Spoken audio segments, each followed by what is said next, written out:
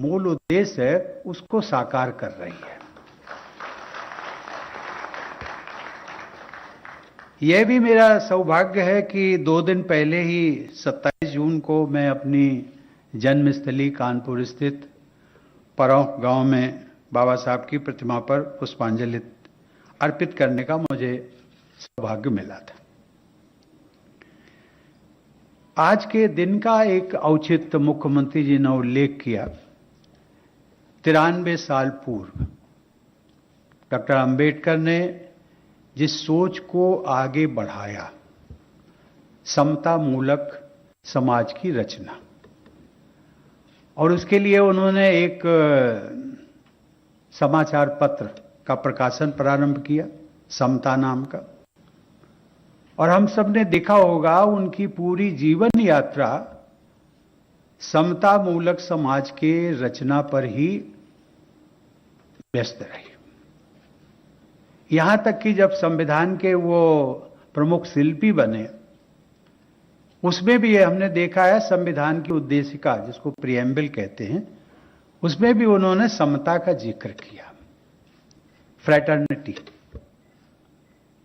बंधुत्व जिसको हम कहते हैं, ये समता अर्थात बाबा साहब के दिलों और दिमाग में ये शब्द एक ऐसा गुंजायमान था कि वो जानते थे कि जब तक इस देश में समता मूलक समाज का निर्माण नहीं होगा, सरकारें इस रास्ते पर नहीं चलेंगी, तब तक इस देश का समग्र विकास संभव नहीं है।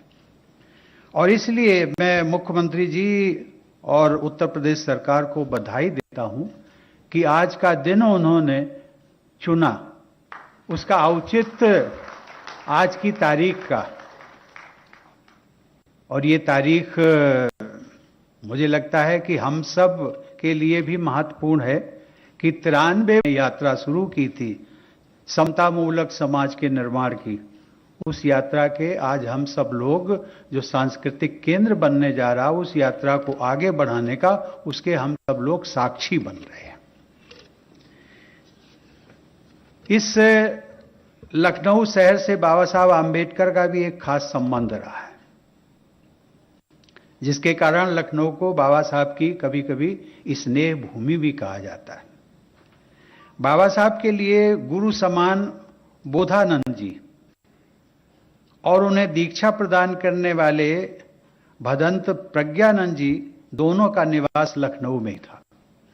और बाबा साहब बराबर आते थे, उनसे विचार विमर्श होता था। दिसंबर 2017 में जब मैं लखनऊ आया था, तो बाबा साहब भीमराव अंबेडकर विश्वविद्यालय के दीक्षांत समारोह में भाग लेने का मुझे अवसर मिला था। अपनी उस लखनऊ यात्रा के दौरान मैंने भदंत प्रज्ञानंद जी की पुण्य स्थली पर जाकर उनकी स्मृतियों को सादर नमन भी किया था। बाबा साहब की स्मृतियों से जुड़े सभी स्थल हम भारतवासियों के लिए विशेष महत्व रखते हैं।